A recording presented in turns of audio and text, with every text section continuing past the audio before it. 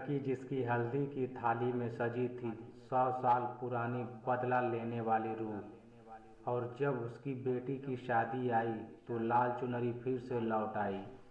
क्या इस बार कोई बच पाएगा? अगर आपको ऐसी सस्पेंस और रहस्य से भरी हॉरर स्टोरी पसंद है तो इस वीडियो को पूरा ज़रूर देखिए। वीडियो अच्छा लगे तो लाइक कीजिए, कमेंट करके बताइए कहानी कैसी लगी और शेयर करना ना भूलें। और हाँ, मेरे चैनल हॉरर स्टोरी को सब्सक्राइब जरूर करें और बेल आइकन दबाएं ताकि अगली डरावनी कहानी की घंटी सबसे पहले आपके पास बजे। तो चलिए वीडियो को शुरू करते हैं।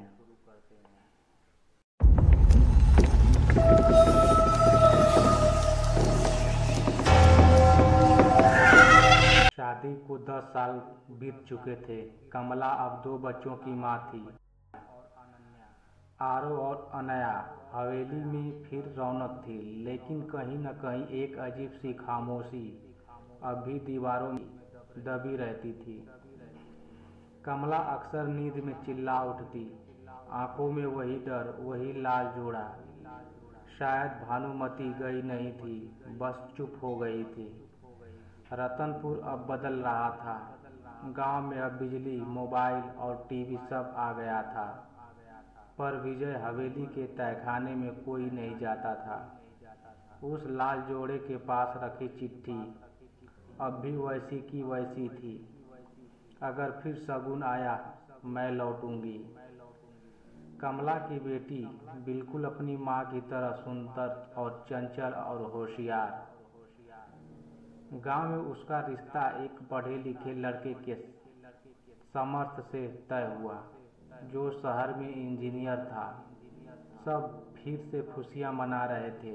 कमला की आंखों में खुशी तो थी, लेकिन कहीं कोई पुरानी परछाई भी।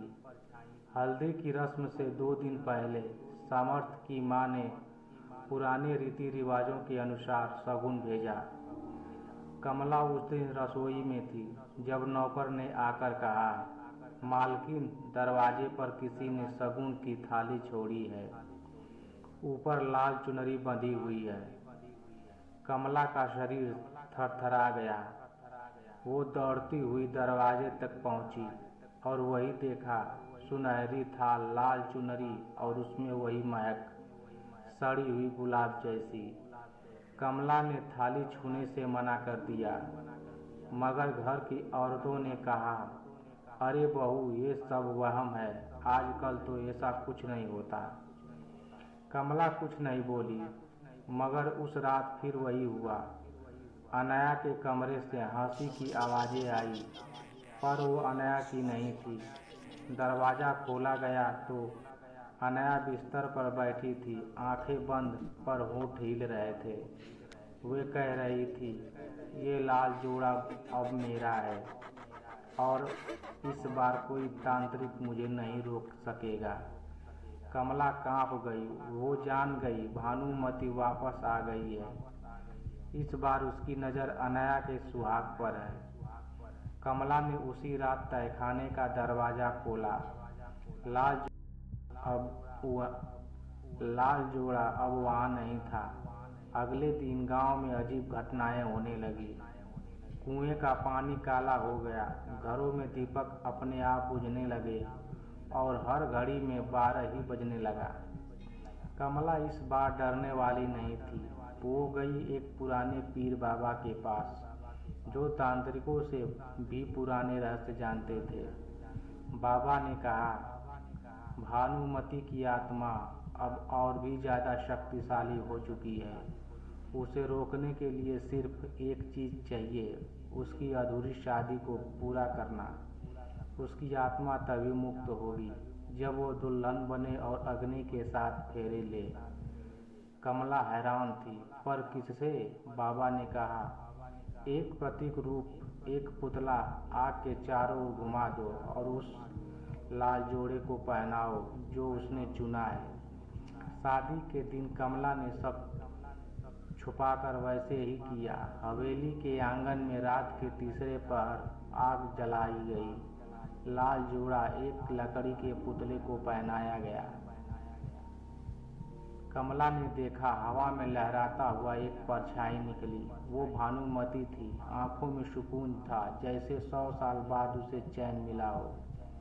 उसने कहा, इस बार मेरा सुहाग पूरा हुआ, अब मैं जा रही हूँ हमेशा के लिए। और फिर हवेली की दीवारों से एक जोरदार चीख निकली। लाल चुनरी हवा में उड़ती हुई आग में समा गई। सुबह की पहली किरण के साथ सब सामान्य हो गया।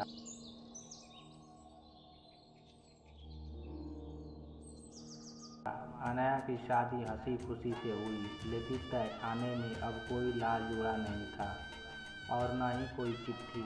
कमला ने आखिरी बार हवेली की दीवारों को देखा और धीरे से कहा, अब शायद तुम भी चैन से सो पाओ भानुमति। और रतनपुर में अब हल्दी की थाल फिर से लाई जाती है, लेकिन लाल चुनरी के बिना। धन्यवाद मित्रों। ये डरावनी कहानी आप लोगों को कैसी लगी कमेंट करके ज़रूर बताइएगा और मेरे चैनल को सब्सक्राइब जरूर कर लीजिएगा। धन्यवाद।